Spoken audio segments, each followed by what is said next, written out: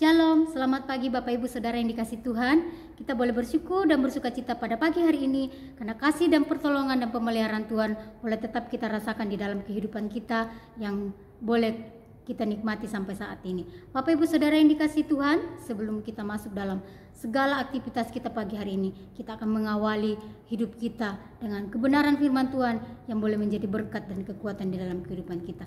Bapak Ibu, firman Tuhan kita pada pagi hari ini terdapat di dalam 1 Samuel pasal 23 dan 1 Samuel pasal 25. Bapak Ibu Saudara yang dikasihi Tuhan, saya beri tema pada pagi hari ini, Tuhanlah di atas segala-galanya. Nah, Bapak Ibu Saudara yang dikasihi Tuhan, ketika kita melihat di pasal 23 di mana di situ Daud sedang mempersiapkan peperangannya untuk melawan Saul, tetapi kita lanjut di dalam pasal 24, kita melihat bahwa dikatakan bahwa tangan Tuhan sudah menyerahkan sepenuhnya Saul ke dalam tangan Daud untuk mengalahkan Saul, untuk membunuh Saul. Tetapi apa yang dilakukan oleh Daud, dia tidak melakukan seperti itu karena dia menyadari bahwa itu adalah perbuatan yang salah, yang tidak benar, yang tidak sepantasnya dia lakukan. Tetapi dia mempunyai sikap hati yang benar, mempunyai pandangan iman yang benar di dalam kehidupannya, sehingga dia tidak melakukan itu terhadap Saul. Kalau saudara, Bapak Ibu Saudara dapat lihat di dalam pasal 24 ayat yang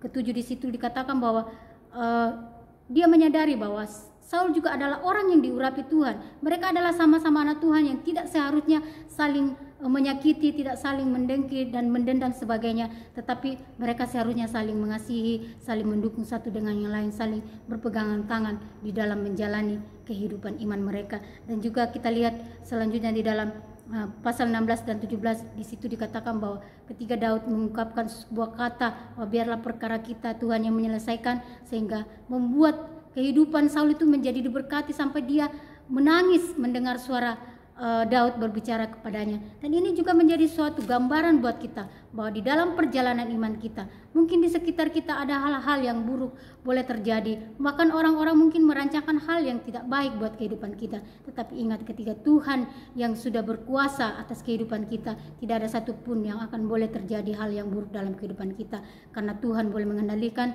bahkan hal yang buruk boleh menjadi hal yang baik dan menjadi indah di dalam kehidupan kita, asalkan kita mempunyai hati yang benar seperti yang dilakukan oleh Daud.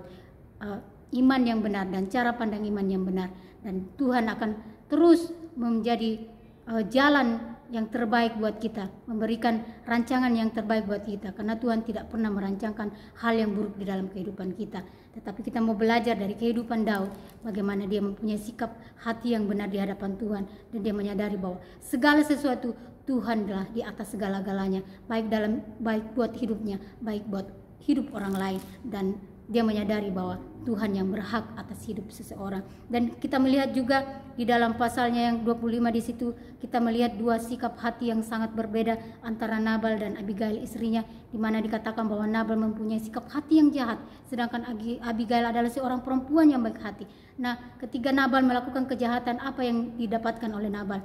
Dia mendapatkan suatu kematian yang mengerikan di dalam kehidupannya. Jadi Bapak Ibu Saudara dikasihi Tuhan, kita perlu ingat bahwa memang Tuhan adalah kasih adanya, tetapi setiap perbuatan kita, baik buruknya perbuatan kita, itu semua ada konsekuensinya di hadapan Tuhan, dan kita akan bertanggungjawabkan di hadapan Tuhan. Dan marilah kita Bapak Ibu belajar dari kehidupan Daud, bahwa kita mau menyerahkan kembali semua ke dalam tangan Tuhan, karena semua itu Tuhan yang membuat semuanya menjadi indah di dalam kehidupan kita, asalkan kita berjalan di dalam cara pandang iman kita yang benar dan sikap hati kita yang benar, baik kepada orang lain, baik orang yang ada di sekitar kita, bahkan kepada diri kita sendiri. Dan biar lewat semua ini nama Tuhan dipermuliakan lewat kehidupan kita, dan juga boleh menjadi berkat bagi kehidupan orang lain, baik dari sikap kita, baik dari perkataan kita, baik dari tindakan kita. Biarlah kita lakukan semuanya dengan cara pandang iman yang benar di hadapan Tuhan, yang akan selalu memberikan kita jalan yang terbaik. Puji Tuhan, sekian firman Tuhan pada pagi ini boleh memberkati kehidupan kita semua. Tetap jaga kesehatan, tetap ikuti protokol kesehatan, dan biarlah Tuhan Yesus memberkati kita semua. Amin.